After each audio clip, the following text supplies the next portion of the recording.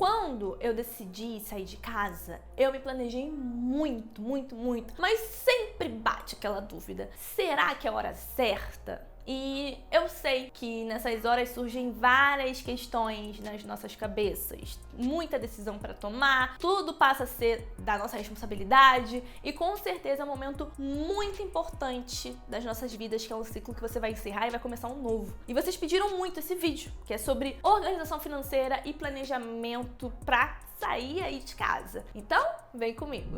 Oi, eu sou a Nath, seja muito bem-vindo, seja muito bem-vinda à plataforma Nath Play. Se você tá pensando em morar sozinho e sozinha, o vídeo de hoje é pra você. Uma das principais dúvidas que passam pela nossa cabeça, assim, é o seguinte: como escolher onde morar? E pra respondê-la, você precisa levar em consideração quais são suas prioridades. E aí eu vou te dar um exemplo. Cara, até mesmo o meu exemplo, tá? Porque eu amo comer pão, tá? Atualmente, onde eu moro, tem uma padaria perto, mas eu sinto um pouquinho de falta de estar mais próximo. É praticamente na minha esquina. E aí sempre tem um pão fresquinho, porque pra mim eu adoro uma padaria próxima. Mas assim, vamos lá. Talvez pra você pode ser interessante estar perto de bar, perto do supermercado ou até mesmo perto do seu trabalho. Então, na hora de você procurar o seu novo lar, você precisa pesquisar por buscadores de imóveis na internet, pois eles, muitas das vezes, possuem filtros que te ajudam a achar o lugar ideal para você. Então, avaliar a localização é um passo essencial na hora da mudança, porque às vezes vale a pena gastar um pouco mais no aluguel para morar perto da faculdade e do trabalho, porque você gasta muito tempo com condução e muitas horas também, né, de condução além do dinheiro. Uma coisa que deve também pesar muito no seu planejamento é o tempo de deslocamento para trabalho ou faculdade. Eu vou contar um pouco da minha experiência, tá? Eu pegava 2 até 3 conduções para ir pro meu trabalho. Demorava cerca de 2 horas e meia ida, 2 horas e meia volta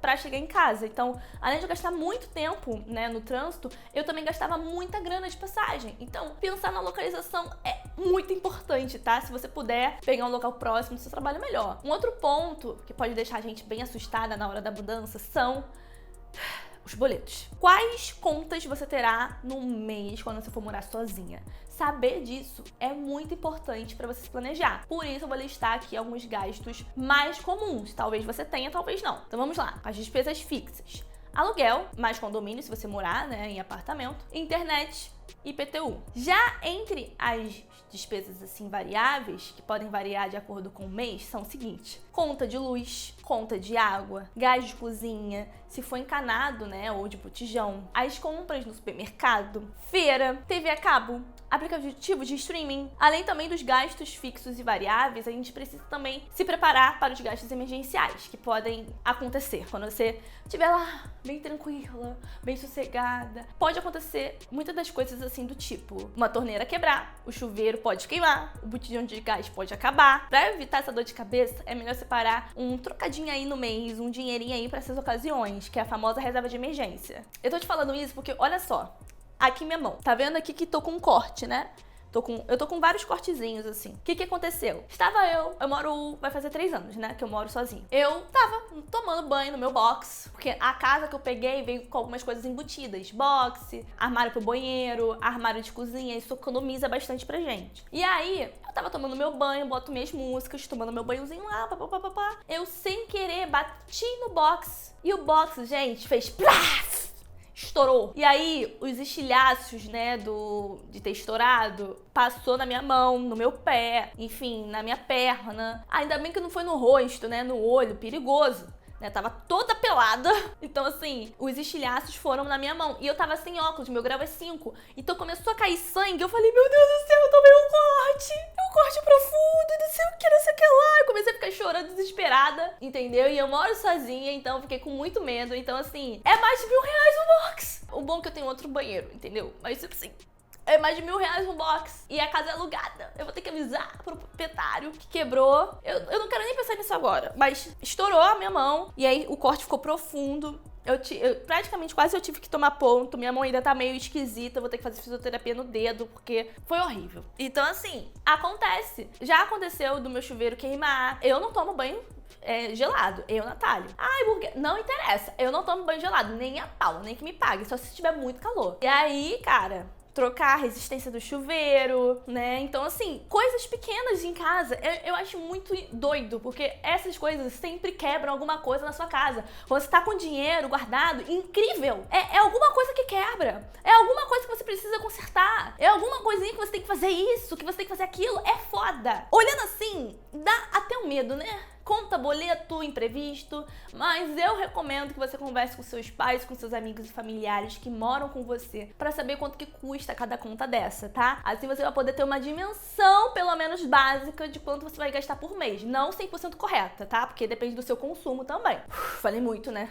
Depois de listar tudo isso, né? E você ter noção quanto você vai gastar mensalmente, pra você, enfim, tomar uma decisão, chegou a hora de você analisar se você possui um salário que te permita manter essas contas. Que não adianta nada. Dando um exemplo aqui bem geral. Se você faz uma previsão e todas essas contas no final ficaram por volta de 1.100 e seu salário for de 1.600, mesmo com algumas situações emergenciais que podem acontecer, eu acho que você consegue sair de casa. Um detalhe muito importante é que aqui eu não tô levando em consideração os móveis, os eletrodomésticos, porque essa parte você vai precisar gastar mais do que esses gastos mensais que a gente tá prevendo aqui. Por isso é importante se planejar com antecedência a mudança, até você montar uma reserva de emergência, uma reserva também para comprar essas coisas ou até mesmo comprar de segunda mão. Outra coisa, esse valor que eu tô falando aqui depende muito de cada cidade do Brasil, né, e de cada estado. Porque você colocar isso em São Paulo é meio que impossível. Você vai ter que dividir isso com alguém. Mas talvez em um outro estado, por exemplo,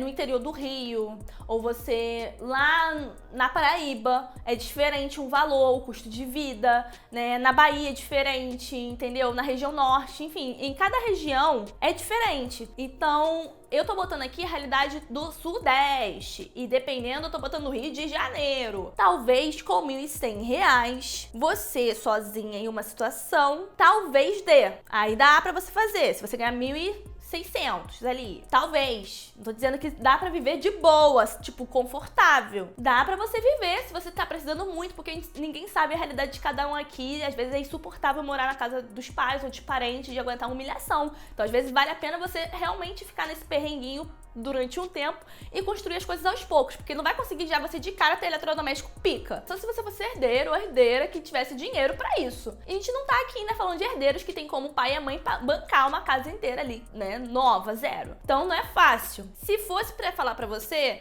dividir com alguém pode ser interessante? Sim, mas aí você vai ter que conviver com outro ser humano e às vezes você não dá pra conviver com outras pessoas. Então, com outra pessoa, você dividindo por 2 fica muito melhor, né? Ao invés de você pagar 1.100 de despesa, né? Fica aí menos aí de R$600. Então, é uma ideia dividir com alguém também. Mas aí você tem que ver com seus amigos, se vale a pena dividir também. Porque às vezes é uma dor de cabeça que é foda também. Vai surgir outras perguntas. Nath, se eu ficar apertada e não tiver grana pra me mudar e morar sozinha, e aí, o que eu faço? Tô preocupada. Uma forma bem legal, como eu falei pra vocês, é dividir um apartamento com um amigo, com uma amiga. Aí, nesses casos, as contas ficam, né, sendo divididas por 2, mas o consumo também aumenta um pouco. Mas aí, vale também a pena você olhar, né? Porque às vezes você pode dividir eletrodoméstico, móveis, você pode dividir tudo por 2. Ou até mesmo tem pessoas que querem dividir casa. Então, pra te ajudar aí nessa tarefa de morar sozinha, eu vou deixar também uma descrição aqui, uma planilha de controle financeiro pra você se organizar e começar também com o pé direito nessa jornada, tá? Porque não é fácil, não é fácil. Tem vários lugares aí, tipo, tem um appzinho, se eu não me engano, ele funciona ainda, que tem vários outros apartamentos bem legais que você pode dar uma olhada. Existem também pessoas no Instagram, no Facebook, que querem dividir quarto, querem dividir apartamento, já tá tudo pronto, com eletrodoméstico, com tudo. É só você ter o seu próprio quarto, mas claro, você vai estar convivendo com outra pessoa que às vezes você não conhece. Se a sua saúde mental tá prejudicada por você estar morando num local onde não tá te fazendo bem, cara, sim, você vai ter que fazer esse planejamento e você vai ter que abrir mão de coisas, talvez você só comece com um colchão. E tudo bem, ninguém começa com uma cama pica, que queen. Ninguém começa com um eletrodoméstico foda. As pessoas começam aos poucos. a realidade brasileira, né? Não é o cara que já tem aí uma realidade completamente diferente, mas essa é a realidade do trabalhador brasileiro. E tudo bem, tá? O importante é você se organizar financeiramente para essas situações, porque emergências acontecem, principalmente se você tiver um pet ou alguma coisa assim, você ficar doente, né? Você precisa trabalhar, então é importante você levar tudo isso em consideração, porque manter casa não é barato. Manter um espaço, você morando sozinho ou até com alguém, não é barato. Então, às vezes, você... Nath, eu não tô preparada ainda, prefiro pegar esse dinheiro que eu ia usar em casa de aluguel e guardar e morar na casa dos meus pais e juntar o máximo possível de dinheiro. Tudo bem também, isso não é errado, tá? Tem gente que acha que, tipo, a pessoa que mora com os pais é uma pessoa que é acomodada. E, gente, a gente tá falando de Brasil, as pessoas, elas não estão conseguindo emprego, estão desempregadas, tá difícil as coisas, então... Não chama a pessoa que tá morando com os pais de desocupado, porque ela tem um corre dela, tá ajudando em casa, tá fazendo as coisas dela. Então, assim, às vezes não tem como ela sair agora no momento, mas quando ela sair, vai sair mais confortável do que ela sair agora e passar perrengue. Então, fechado, não julgue as pessoas, cada um com a sua realidade. Espero que vocês tenham gostado do vídeo, aproveite, veja outros vídeos aqui na plataforma, conte comigo. Beijinhos e tchau!